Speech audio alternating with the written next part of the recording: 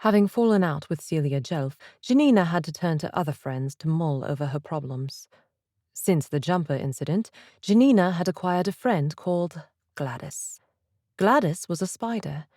She lived in a web in the corner of the downstairs toilet, hidden in the shadow of the cistern. She was a large black spider, and Janina often chatted to her. Slowly, as their one-sided conversations progressed, Janina decided that the spider was a reincarnation of her grandmother. She decided she was wise and sympathetic, and that she belonged to the species of spider that eats their partner after mating with them. Eventually, one day soon, after recovering memories from her past life, she would speak in human tongue. For some unexplained reason hidden deep in Janina's own psyche, she believed that her spider grandmother would speak with a pronounced Italian accent. Unfortunately, Gladys never got the chance to speak as, in a moment of misguided trust, Janina told Owen about her. And one day, in the middle of an argument, Owen flushed Gladys down the toilet. Janina and Owen faced each other over the toilet bowl. Janina seized hold of the toilet brush, though neither of them was quite sure what she was planning to do with it. "That was my grandmother you just drowned," said Janina. "You took more notice of what that spider said than anything I say," said Owen. "Really?" said Janina. "She hadn't said anything yet. Are you telling me you felt insecure because of a spider?" "Don't be stupid," said Owen. "You didn't have to drown her. You could have found something to talk to yourself," said Janina, before adding helpfully, "There's some maggots at the bottom of the dustbin." "You're a sick woman," said Owen, noticing one of Janina's grandmother's legs.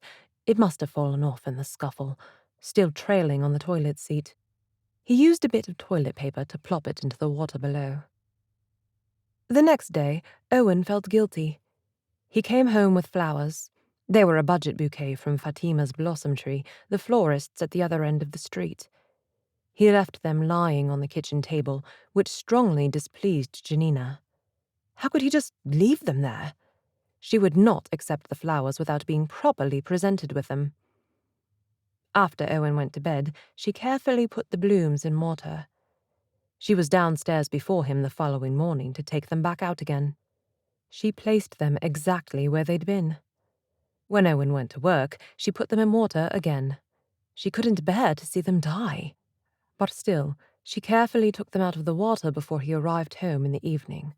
She did this every day. 4 days passed. The sun rose and waned, and the moon sent down its delicate magnetic light, dictating the patterns of the tides around the globe. Leaves fell silently in the garden of Janina's home.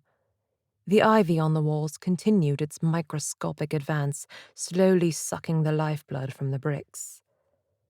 Inside the house, the children and the cats played in the trenches of domestic warfare, avoiding a sniper here, jumping across mined areas in psychological no-man's land there, like resigned villagers who have devised cunning techniques of survival on land appropriated long ago by alien superpowers.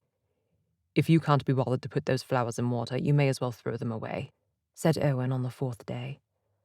"I hope no one was expecting them," Janina said as she dropped them into the dustbin. But Owen had already gone. The earth continued its slow, inevitable rotation. The clock ticked on. One of the cats meowed for more food.